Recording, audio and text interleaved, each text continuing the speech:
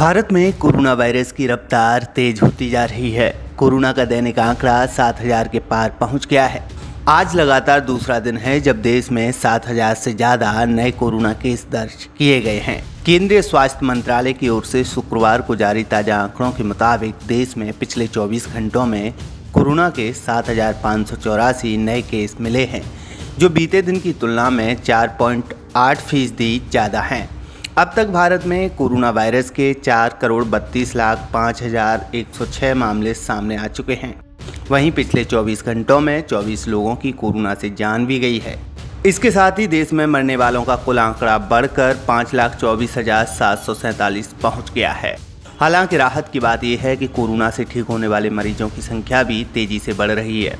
अब तक 4,26,44,092 संक्रमित रिकवर होने में सफल रहे हैं। बीते 24 घंटे में देश में 3,791 लोगों ने कोरोना को मात दी है, लेकिन एक्टिव केस की बढ़ती रफ्तार चिंता का विषय बनी हुई है। पिछले 24 घंटों में सक्रिय मामलों में 3,769 नए मामलों की बढ़ोतरी हुई है, जिसके बाद देश में कुल एक्टिव केस का आंकड़ा बढ़कर 36,267 पहुंच गया है। देश में रिकवरी रेट में भी कमी दर्ज की जा रही है। रिकवरी रेट घटकर 98.70% पर आ गई है। देश में सबसे ज़्यादा मामले महाराष्ट्र और केरल में मिले हैं। महाराष्ट्र में कोरोना ने एक बार फिर रफ्तार पकड़ ली है। यहाँ पिछले 2 दिन से 2,000 से ज़्यादा नए केस सामने आ रहे हैं। महाराष्ट्र में गुरुवार को सबसे ज़्यादा 2,813 नए कोरोना केस रिपोर्ट किए गए, जबकि केरल में बीते दिन 2,193 मामले सामने आए। इसके अलावा दिल्ली में 622, कर्नाटक में 471 और हरियाणा में गुरुवार को 348 नए कोरोना केस रिपोर्ट किए गए। ये टॉप 5 राज्य हैं जहां सबसे ज़्यादा संक्रमित सामने आ रहे हैं।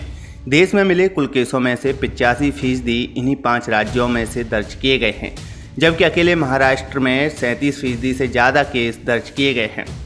कोरोना के खिलाफ देश में टीकाकरण अभियान भी तेजी से जारी है। देश भर में 9 जून तक 194.76 करोड़ वैक्सीन के डोज लगाए जा चुके हैं। बीते दिन देश भर में 15,31,510 लोगों को वैक्सीन का टीका लगाया गया।